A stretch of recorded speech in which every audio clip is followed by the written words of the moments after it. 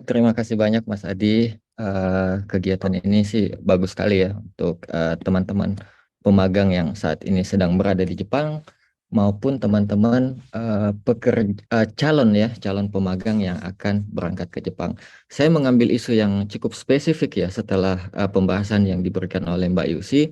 Saya masuk ke isu-isu tentang program pelatihan magang gitu kan, pelatihan magang teknik. Kalau di Indonesia di Jepang lebih dikenal dengan Ginoji Shusei, uh, dalam bahasa Inggris disebut TITP ya, seperti itu teman-teman. Nah, uh, saya masuk ke pertanyaan dulu ya, pertanyaan dulu ke teman-teman semuanya. Saya ada dua pertanyaan untuk memulai diskusi saya. Yang pertama adalah apakah Jepang atau perusahaan Jepang ini membutuhkan tenaga kerja Indonesia? Dan yang kedua, tenaga kerja seperti apa yang dibutuhkan oleh Jepang? Teman-teman silahkan langsung open mic aja atau misalnya ada yang langsung mau ngechat gitu di kolom chat silahkan. Mungkin bisa biar setidaknya interaktif ya karena kita ini lagi online kan jarak jauh atau ada yang mau open mic gitu. Satu, dua, tiga nggak ada. Ada yang bisa bantu saya? Baik baik Kak Reza. Oh boleh Ja boleh. jadi saya ngerasa nih kalau saya ngerasa memang Jepang itu membutuhkan tenaga kerja asing.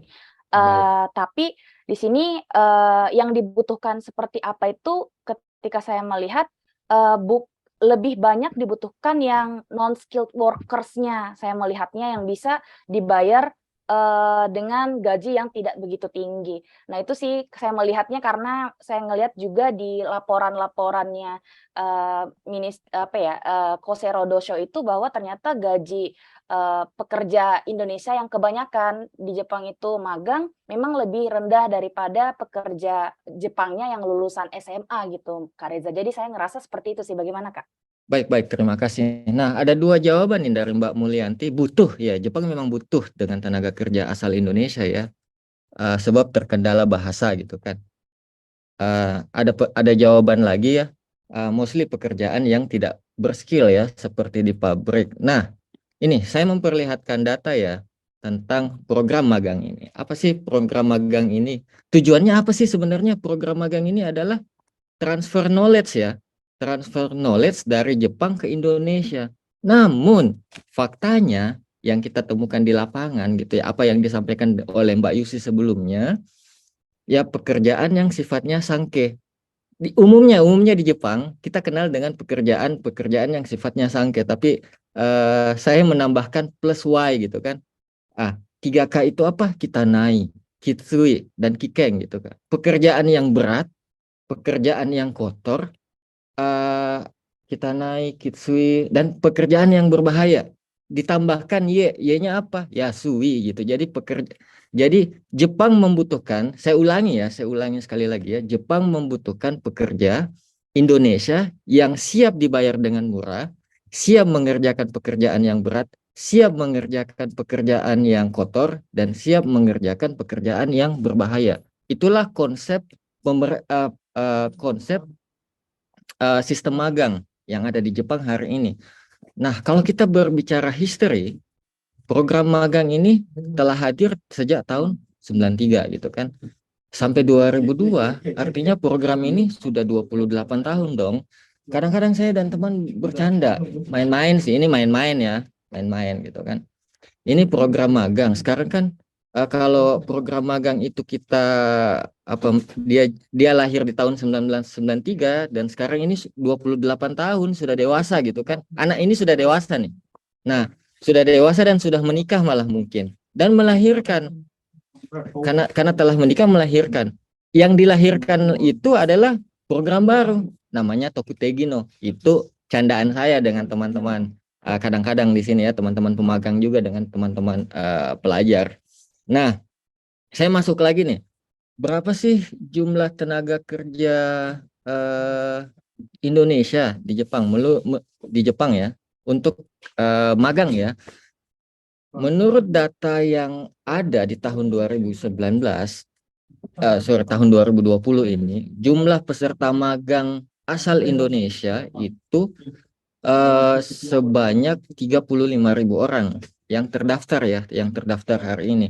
Dan yang menariknya selama COVID juga, meskipun Jepang menutup sebagian apa menutup bandaranya, bukan menutup bandara sih, membatasi lebih tepatnya, namun masih tetap ada juga pekerja-pekerja yang masuk ke Indonesia seperti itu.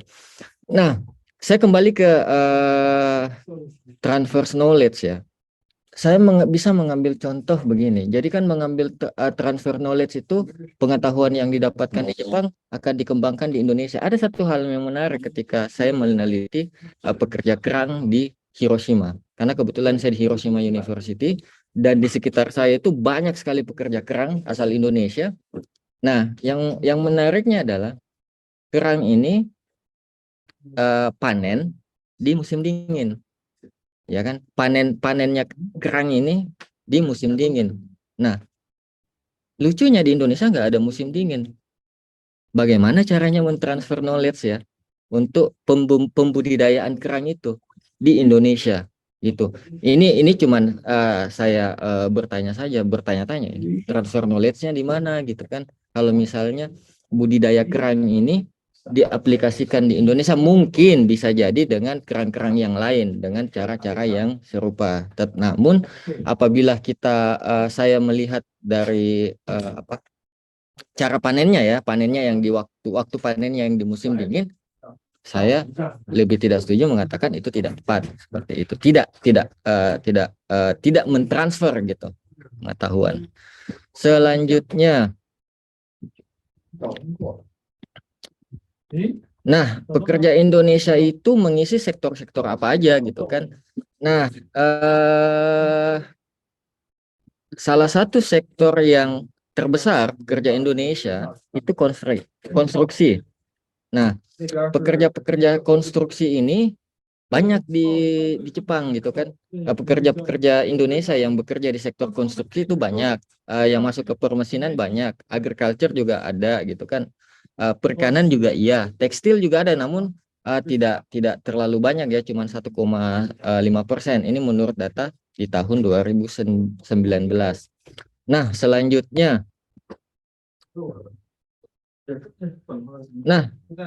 program magang ini tadi kan sebenarnya sudah dijelaskan banyak ya dari Mbak Yusi. Namun yang ingin saya sampaikan, program magang yang ada di tahun 1993, cikal bakalnya itu dimulai sejak sekitar 1950-an, lebih tepatnya 1954. Menurut laporan JICA, 15 orang pertama dari Indonesia itu dikirim dari Indonesia untuk mengikuti program magang gitu kan. Dulu namanya magang, sekarang namanya magang teknik. Namun cikal bakal magang teknik itu berasal dari program magang, yaitu program Kenshu. Sekarang kan nama programnya itu Ginojishu gitu, Ginojishu kan. Nah, seperti itu. Nah, ada yang menarik ya dalam perbedaan antara program Kenshu yang dulu ya dengan magang teknik yang ada sekarang ya. Jadi Ginojishu gitu kan. Nah, perbedaannya ketika program Kenshu hukum ketenagakerjaan itu tidak melindungi para pekerja yang memiliki status Kenshu. Status Kenshu itu ketika 1 tahun awal mereka berada di Jepang dan bekerja, mereka dikatakan Kenshu. Tahun keduanya baru berubah jadi Ginojishu gitu, seperti itu. Nah, hari ini perbaikannya mulai tahun pertama sampai tahun terakhir disebut Ginojishu gitu kan, masuk ke situ gitu kan, skema tersebut. Nah, selanjutnya, di dalam program magang ini, bagaimana sih narasi yang dibangun dalam program magang Jepang oleh pihak swasta dan pemerintah Indonesia? Ada yang bisa jawab lagi? Ada teman-teman yang bisa jawab bagaimana narasi yang dibangun ya? Boleh saya? Boleh, silahkan. Sebelumnya memang saya belum pernah menjadi ikut program magang, tetapi saya pernah ditawarkan oleh pihak-pihak seperti LPK, dan di aung-aungkan bahwasanya ketika kamu bisa bekerja di Jepang dan sebagai magang, kamu akan mendapatkan gaji sebanyak 30 juta ataupun bahkan hampir lebih banyak gitu. Tapi untuk masuknya itu juga akan banyak membutuhkan dana gitu. Itu yang diaung-aungkan oleh pihak Oh swasta iya, ya. Ya. terima kasih Mbak. Jawaban Mbak tepat sekali. Kalau Mbak saya dekat dengan Mbak, pasti saya kasih coklat. Terima kasih. Oke, begini narasi yang dibangun oleh pemerintah. Pihak swasta dulu ya. Saya masuk ke pihak swasta dulu ya. Narasi yang dibangun adalah uang, cuan gitu kan. Bahasa sekarangnya itu cuan gitu kan. Nah, ini dua contoh pamflet yang saya temukan di internet, itu ada sumbernya di situ. Namun nama pengirimnya nama lembaganya saya hilangkan gitu kan, biar tidak menimbulkan masalah ke depannya gitu kan. Namun ada sumbernya di situ saya. Nah, kalau kita lihat di sini ya, di poster yang sebelah kiri gaji 15 juta sampai 20 juta per bulan. Ya kan? Di sebelah kanan ini gajinya sampai 30-an juta kalau nggak salah. Ini tertutup dengan uh, slide saya. 25 juta sampai 35 juta per bulan. Ini narasi yang dibangun. Duitnya akan bahkan banyak gitu kan. Ini narasi swasta loh ya. Bagaimana narasi pemerintah? Nih, saya highlight juga narasi pemerintah kita. Berangkat migran, pulang juragan. Ya kan? Ini narasi pemerintah. Ujung-ujungnya uang gitu kan, ujung-ujungnya duit gitu kan. Nah, ini ada tanda petik ini saya temukan di Instagram BP2MI ya, bahwa negara tidak mungkin mengabaikan kalian. PMI. Apa itu PMI? Pekerja Migran Indonesia. Perintah konstitusi jelas berkewajiban memberikan pekerjaan rakyatnya. PMI salah satu sektor produktif, penyumbang devisa terbesar kedua untuk negara ini. Penyumbang devisa terbesar untuk negara ini. Ujung-ujungnya ya balik ke duit lagi gitu kan. Jadi manusia ini adalah komoditas yang bisa dijual gitu kan. Ya seperti yang dikatakan Mbak Yusi tadi, laporan yang di 2011 memang sebelumnya sudah ada, di 2016 itu sudah ngomong gitu kan, bahwa Jepang sedang melakukan human trafficking gitu kan, perdagangan manusia seperti itu. Namun belum kita lihat perbaikan yang signifikan untuk program ini. Nah, pertanyaan selanjutnya, apakah pemagang diakui sebagai PMI dan bagaimana pelindungannya di Jepang? Ini pertanyaan besar untuk program magang ini, ya kan? Mudah-mudahan juga saya salah menginterpretasikannya ya, karena saya menggunakan produk pemerintah ya. Mudah-mudahan saya juga salah. Namun apabila di ruangan ini ada pemerintah, tolong ajarkan saya bagaimana caranya menginterpretasikan produk tersebut sehingga saya tidak memberikan informasi yang keliru. Nah, tadi faktanya ya, sebelum saya masuk ke sana, saya ngomong fakta gaji dulu ya. Tadi kan narasi yang dibangun itu kan upahnya tinggi gitu kan di Jepang. Ini fakta data loh. Ini fakta data sampai tahun 2020, sejak tahun 1990 gaji Jepang itu flat, nggak naik-naik. Nggak naik-naik. Gaji Jepang loh, ini fakta data. Saya nggak bohong, ini data loh. Gitu. Ini data ya, seperti itu. Sampai tahun 2020, gaji Jepang ya gitu-gitu aja gitu kan. Seperti itu aja. Untuk orang Jepangnya loh ya. Artinya untuk orang Indonesia ya nggak mungkin lebih tinggi dari orang Jepang dong ya. Seperti itu. Ini faktanya. Nah, saya masuk ke isu itu, ini tadi isu duit ya, isu uang gitu kan. Isu selanjutnya, masih uang. Ini adalah salah satu contoh kontrak bagaimana besaran upah di Jepang gitu kan. Ini contoh kontrak yang saya ambil langsung dari pekerjanya dan saya mendapatkan izin. Nah, upah di Jepang itu berdasarkan yang setiap tahunnya berubah ya. Kira-kira kalau nggak salah di bulan Oktober. Nah, ini kontrak kerja salah satu pekerja yang saya ambil. Total gajinya itu 106.416 gitu kan. Kalau saya menggunakan kurs hari ini loh ya, itu totalnya 11 juta. Memang benar. Ini ini masih bisa dibantah sih. Data saya masih bisa dibantah. Ini kan kalau dia lembur tiap hari 2 jam, kan dalam 1 minggu pemagang tuh bisa mungkin ya bisa dapat lembur sampai 40 jam kan. Nah, itu artinya bisa tembus 15. Loh iya, kalau kursnya baik-baik saja gitu kan. Kalau kursnya pada saat Corona 140, pada saat Corona membabi buta di Jepang 140, enak gitu kan. Tapi kalau kita lihat di iklan tersebut, itu iklan yang dipromosikan di tahun ini bulan Juli. Artinya ketika dipromosikan di bulan Juli tidak bisa diprediksi kurs itu baik-baik saja dong di bulan Agustus ini, seperti itu. Ini contoh ya. Kalau misalnya dia lembur memang lebih banyak, seperti itu. Ini masih di masalah upah ya, besaran upah. Yang selanjutnya sorry. Ini saya memberikan, tadi kan saya mengatakan UMR. Ini UMR Jepang dan rata-rata pekerja magang itu upahnya itu dihitung di titik terendah ya, titik terendah di upah yang yang dikeluarkan oleh pemerintah Jepang. Jadi misalnya kalau saya lokasinya di Hiroshima 899. Jadi rata-rata pekerja magang itu gajinya ya sekitar gitu. Kalaupun tinggi-tingginya ya paling 900 atau 910 gitu kan. 910 atau 905 gitu kan kalau dia naik gitu kan. Ya, karena perbedaannya dengan saya mungkin karena saya bisa sedikit bahasa Jepang, upahnya lebih di atas dari situ. Anak part-time juga yang tidak bisa Nihongo di sini lebih tinggi saya lihat daripada teman-teman pemagang ya. Anak part-time yang nggak bisa bahasa Jepang sama sekali loh, anak international student gitu ya di Hiroshima. Penghasilannya lebih tinggi daripada teman-teman pemagang. Ini masih oke. Nah, saya masuk ke tadi bagaimana peran pemerintah dalam melindungi pekerja migran Indonesia. Ini masih masuk di peran. Saya belum bertanya di masalah PMI ya. Nah, perannya menurut Undang-Undang Pelindungan Pekerja Migran Indonesia tahun 2008 nomor 18 tahun 2017.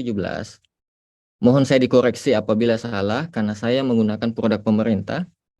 Untuk memperkuat pelindungan pekerja migran Indonesia secara optimal di negara tujuan, pemerintah pusat membentuk Atase Ketenagakerjaan. Ya, saya pelan-pelan ya, membentuk Atase Ketenagakerjaan. Menurut pasal 42 ya, pasal 42. Seperti itu. Nah, bagaimana faktanya di Jepang? Tidak ada Atase Ketenagakerjaan. Dan peran Atase Ketenagakerjaan digantikan oleh fungsi ekonomi. Ini saya konfirmasi langsung. Saya konfirmasi langsung ke KBRI. Digantikan oleh fungsi ekonomi. Mengapa sih fungsi ekonomi? Ya mungkin karena teman-teman bernilai ekonomis gitu ya. Bernilai ekonomi ya. Bernilai ekonomi. Nah, isu tentang Atase Ketenagakerjaan ini tahun 2002 loh. Ini tahun 2022. Kalau kita lihat di berita ini ya, di tahun 2018 Kemenaker berencana memiliki Atase di Jenewa dan Jepang. Itu 2018. Ini 2022. Jadi mungkin saya berpikir positif. Oh mungkin tahun itu memang lagi digodok ya, dan 4 tahun selanjutnya mesti digodok lagi gitu kan. Mungkin tahun depan udah ada. Insya Allah kita berharap ya. Kita berharap ada Atase Ketenagakerjaan di Jepang, gitu kan? Karena melihat tadi jumlah tenaga kerja yang magang itu 35.000, gitu kan?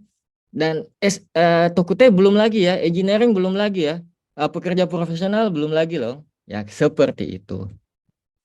Ini fakta loh. Ini saya ngambil di website KBRI Tokyo ya. Nah, apakah pemagang adalah PMI, pekerja migran Indonesia? Saya masuk ke bab 2. Bagian pekerja migran Indonesia, bagian ke-1 ya. Pasal 4 ayat 2.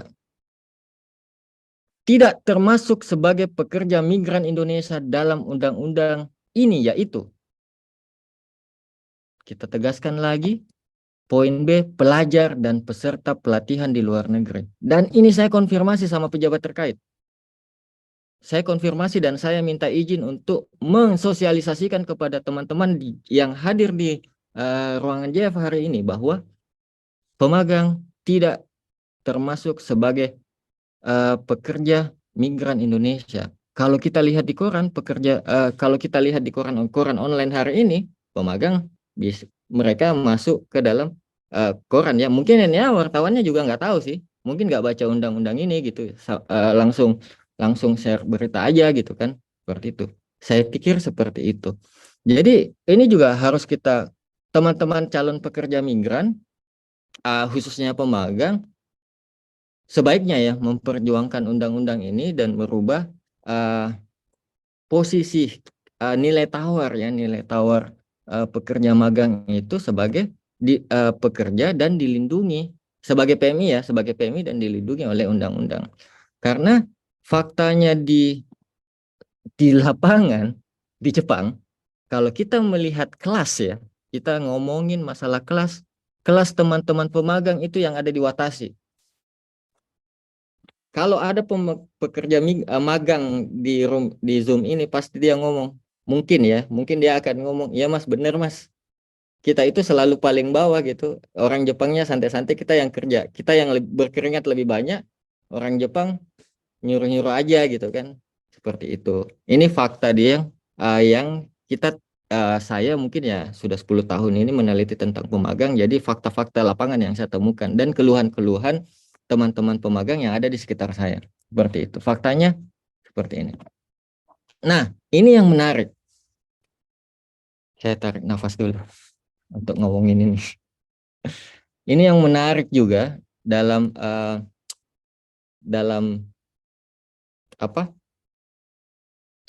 skema magang, bagaimana kandidat sampai ke perusahaan Jepang. Ada hal yang tidak diketahui oleh calon kandidat itu tersebut ya. Pada umumnya kandidat akan masuk ke LPK kan, biasanya ada nilai yang harus dibayarkan. Kalau Mbak Aksani pernah ditawarin masuk ke Jepang nggak? Masuk ke LPK ya, ke Jepang, untuk kerja ke Jepang. Iya. Biayanya berapa Mbak? Yang ditawarin itu sekitar 30 juta, tapi itu bisa nyicil gitu katanya. Oh, 30 juta ya. Iya. Temuannya memang banyak seperti itu, 30 juta sampai ke 50 juta kandidat akan membayarkan ke LPK. Ya kan? LPK pun kita harus tahu ya, ada yang SO, ada yang bukan SO. Jadi ada LPK penopang, LPK SO gitu kan, dia yang menopang. Jadi kadang teman-teman itu yang tidak tahu, dia akan lewat LPK yang ada di sekitaran kabupatennya gitu, ternyata nanti setelah ingin berangkat dipindahkan lagi ke LPK SO karena terkait masalah izin pemberangkatan. LPK yang tidak memiliki SO tidak bisa memberangkatkan. Hanya yang bisa memberangkatkan adalah LPK yang memiliki SO. Nilai pembayarannya nanti biasanya jadinya jauh lebih besar. Namun di balik itu semua yang mungkin tidak diberitahukan oleh ya saya mengerti sih, ini masalah bisnis yang tidak dimengerti, dan saya pun awal-awal meneliti masalah pemagang juga tidak mengerti itu, tetapi setelah di Jepang langsung bicara dengan pihak perusahaan, bicara dengan Kanri Dantai atau Kumiai, kadang saya wawancara juga gitu kan, dan membaca, akhirnya saya menemukan data bahwa satu perusahaan Jepang untuk meng-hire pekerja dari Indonesia, dia mempersiapkan uang. Jadi perusahaan Jepang akan membayar sebesar 500.000 yen. Ya taruhlah kalau saya menggunakan kurs 100 gitu kan, 50 juta sampai 60 juta untuk membiayai pemberangkatan peserta magang dari Indonesia yang dibayarkan ke Kumiai. Nanti yang dibayarkan ke Kumiai itu untuk membiayai tiket pesawat dan bla bla bla yang sudah disepakati ya, disepakati pembayar bahasa Jepangnya, pelatihan bahasa Jepangnya yang sebelum berangkat 1 bulan itu, yang 160 jam kalau nggak salah, itu dan lain-lain gitu kan, itu dibayarkan oleh perusahaan penerima yang ada di Jepang, yang akan diberikan ke Kanri Dantai atau Kumiai. Nanti Kumiai akan membagi sebahagian nilai tersebut tergantung nilai kontrak mereka ke LPK yang ber-SO, ya kan? Nah, namun hasil wawancara saya dengan pemagang, ada juga yang dimintain lagi tiket pesawat, padahal perusahaan company yang ada di Jepang itu sudah membayarkan tiket pesawatnya untuk pekerjanya. Ini data yang saya dapati ya, yang hasil penelitian saya, ya seperti itu. Nah, ada lagi nih nilai-nilai tambahan yang sebenarnya pihak LPK akan menemukan keuntungan-keuntungan, bukan hanya LPK saja ya, Kumiai juga. Dan mungkin saya berpikir mengapa gaji pemagang itu murah, karena bayaran dari company, dari perusahaan Jepangnya itu terlalu banyak gitu kan. Sehingga gaji peserta Ginojishu ya, jadi pemagang itu jadi lebih sedikit. Data lapangan yang saya temukan bahwa perusahaan Jepang setiap bulannya membayarkan per kepala, kembali lagi ke per kepala ya, per kepala kepada Kumiai ya atau country dantai, itu bisa sampai yang paling tinggi yang saya dapati, data yang paling tinggi adalah 60.000 yen per kepala, ya kan, per kepala per bulan untuk membiayai manajemen fee kanrihi. Nah, kanrihinya itu juga akan dibagikan ke LPK yang ada di Indonesia, mulai dari 5.000 yen sampai 10.000 yen, seperti itu. Jadi LPK mendapatkan untung setiap bulan kepada peserta magang yang akan berangkat, ya kan, setiap bulan. Namun ketika berada di Jepang, pemagang mendapatkan masalah, ya kan, mereka konsultasi ke LPK, ya dipimpong juga ke Kumiai, kamu konsultasi ke Kumiai aja gitu kan, atau LPK hanya ngomong sabar gitu kan.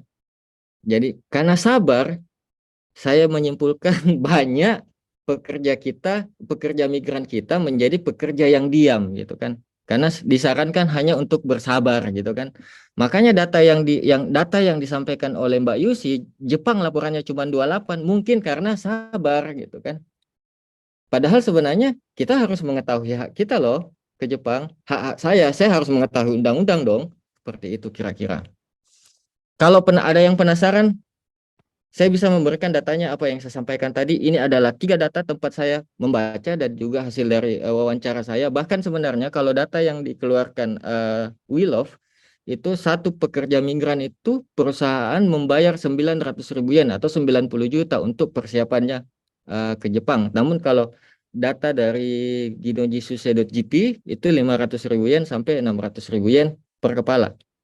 Seperti itu. Nah, ini mungkin saya akan membicarakannya di sesi JF yang minggu depan, tapi saya memperkenalkannya sedikit. Ini yang dikatakan tadi Mbak Yusi ada 7.900 kasus, ini datanya. Jadi sebenarnya bukan 7.900 saja Mbak Yus. Kurang 3 lagi jadi 8.000 Mbak.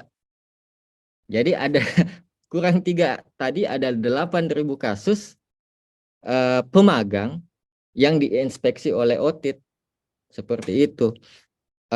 Seperti penahanan paspor, penahanan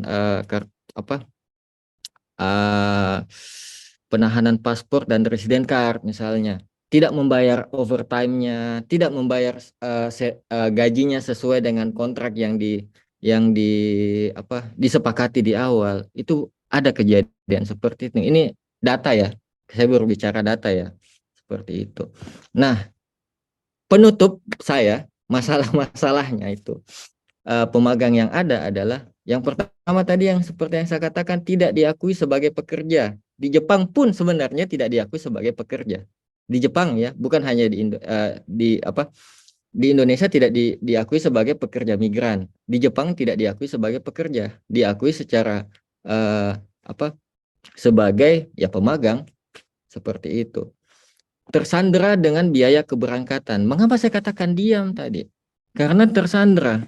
Karena sebelum berangkat ada hutang gitu kan.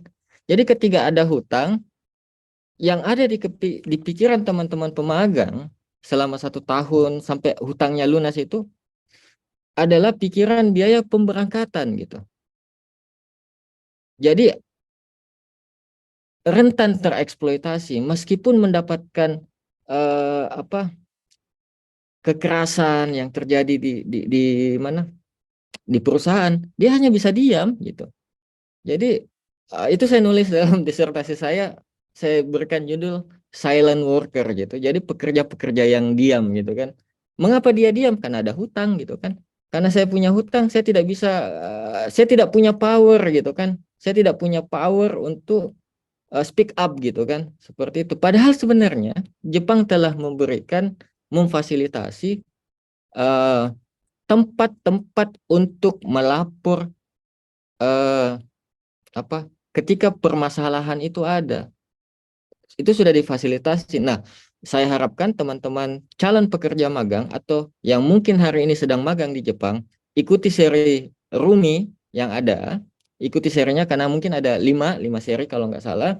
Kita akan memberikan informasi tentang hukum-hukum ketenaga kerjaan dan bagaimana caranya membela hak-hak kalian seperti apa. Karena banyak pemagang yang tidak mengetahui aturan-aturan yang memberikan perlindungan untuk dirinya. Memang ketika di Jepang, ya saya juga kadang menjadi penerjemah ya di Hoteki Koshu. Ketika Ginojisu saya masuk ke Jepang, saya biasa jadi penerjemah untuk hukum ketenagakerjaan Jepang. Memang dijelaskan, tetapi itu tidak cukup. Itu tidak cukup menurut saya ya. Kadang juga ketika saya menerjemahkan aturan tersebut, saya menambahkan gitu. Kadang-kadang saya menambahkan. Ini juga ada loh kasus, kalau ada kasus seperti ini, penyelesaiannya kira-kira begini gitu kan. Nah, selanjutnya saya katakan tadi rentan tereksploitasi, rentan terkena power harassment, ya kan? Sex harassment juga ada di Jepang, ya, yang mengenai pekerja magang, verbal harassment gitu kan, bogeng gitu kan. Ya dikata-katain bakal lah, Ahok lah, pulang ke Indonesia, kaire gitu kan, ke Indonesia seperti itu. Nah masalahnya lah, nah setelah bekerja di Jepang, duitnya terkumpul tadi katanya jadi juragan, ternyata pemagang tersebut finansial literasinya hilang gitu, nggak ada gitu kan. Akhirnya ketika program magang selesai, mereka jadi pemagang lagi karena tidak pandai untuk mengelola keuangan. Itu mungkin penutup dari saya, Mas Adi. Ya, saya sengaja membuat teman-teman penasaran biar mengikuti sesi-sesi selanjutnya ya.